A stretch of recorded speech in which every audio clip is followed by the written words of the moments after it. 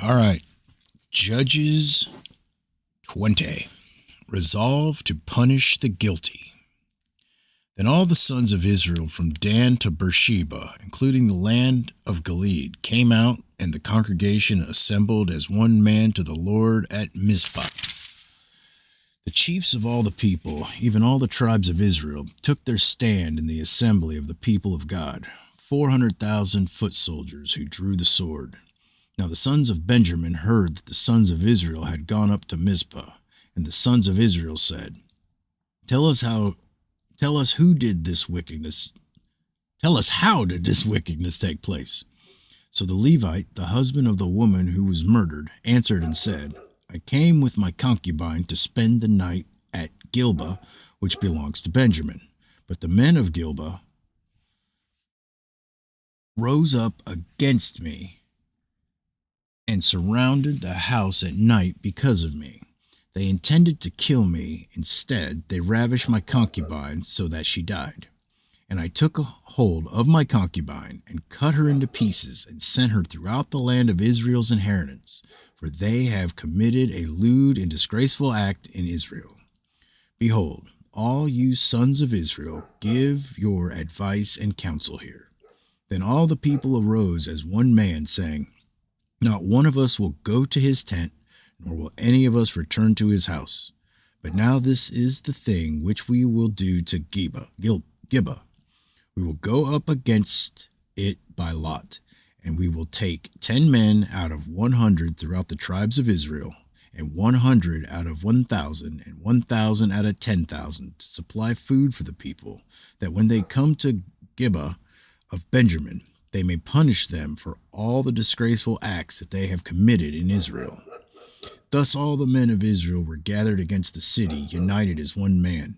Then the tribes of Israel sent men through the entire tribe of Benjamin, saying, What is this wickedness that has taken place among you?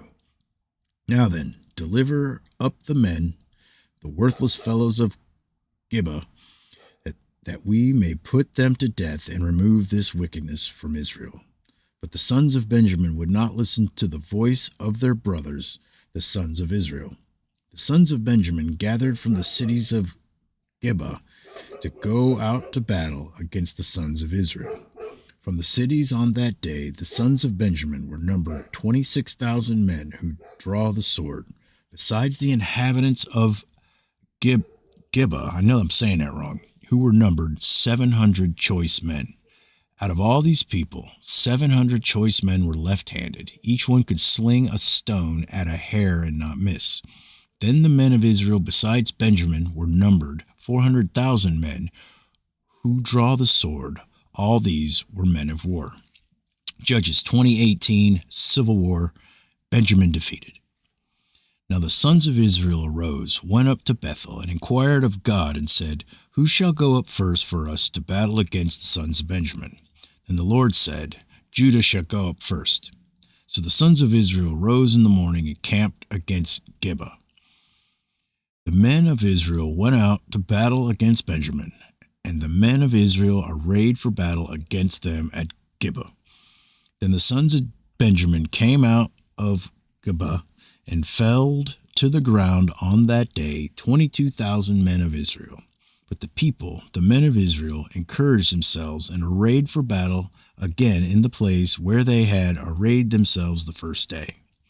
The sons of Israel went up and wept before the Lord until evening, and inquired of the Lord, saying, Shall we again draw near for battle against the sons of my brother Benjamin? And the Lord said, Go up against them. Then the sons of Israel came against the sons of Benjamin the second day. Benjamin went out against them from Gibeah the second day and felled to the ground again 18,000 men of the sons of Israel. All these drew the sword. Then all the sons of Israel and all the people went up and came to Bethel and wept.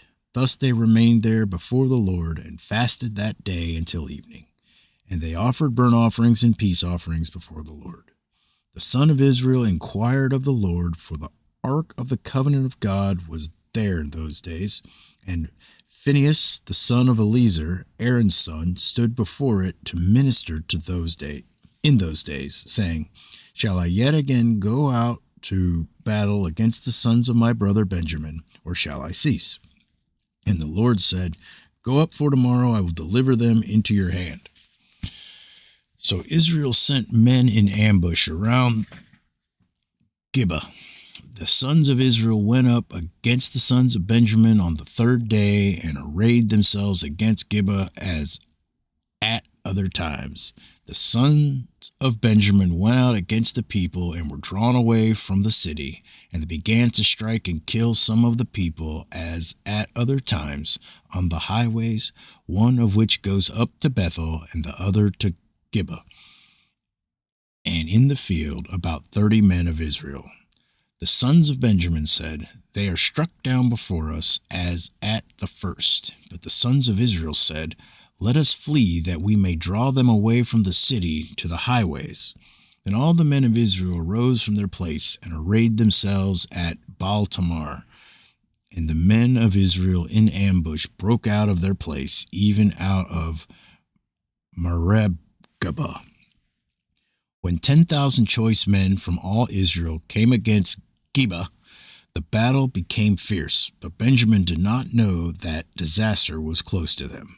And the Lord struck Benjamin before Israel, so that the sons of Israel destroyed 25,100 men of Benjamin that day, all who draw the sword. So the sons of Benjamin saw that they were defeated. When the men of Israel gave ground to Benjamin because they relied on the men in ambush, whom they had set against Gibeah, the men in ambush hurried and rushed against Gibeah. The men in ambush also deployed and struck all the city with the edge of the sword. Now the appointed sign between the men of Israel and the men in ambush was that they would make a great cloud of smoke rise from the city.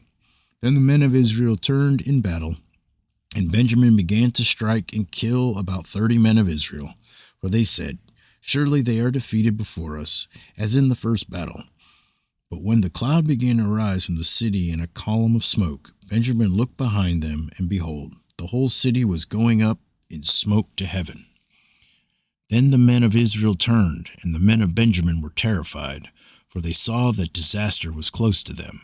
Therefore they turned their backs before the men of Israel toward the direction of the wilderness, but the battle overtook them, while those who came out of the cities destroyed them in the midst of them.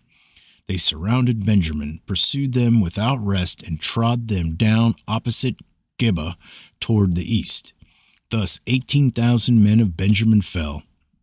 All these were valiant warriors. The rest turned and fled toward the wilderness to the rock of Rimmon, but they caught 5,000 of them on the highways and overtook them at Gidom and killed 2,000 of them. So all of Benjamin who fell that day were 25,000 men who draw the sword. All these were valiant warriors. But 600 men turned and fled towards the wilderness to the rock of Rimmon, and they remained at the rock of Rimmon for 4 months. Men of Israel then turned back against the sons of Benjamin and struck them with the edge of the sword, both the entire city with the cattle and all that they found. They also set on fire all the cities which they found. Now the men of Israel had... Whoa! That's it for that one. Got a little sidebar here. Fisher Ames, 1758 to 1808. Ames graduated from Harvard before the start of the Revolution, and by 1788 was not only serving in the Massachusetts House of Representatives, but was also a member of the convention to ratify the U.S. Constitution. He was elected as a member of the First Federal Congress, where he helped frame the Bill of Rights and specifically penned the final language for the U.S. House version of the First Amendment. At the death of George Washington in 1799, he was chosen by the legislature of Massachusetts to deliver a special address. He is considered one of America's best orators.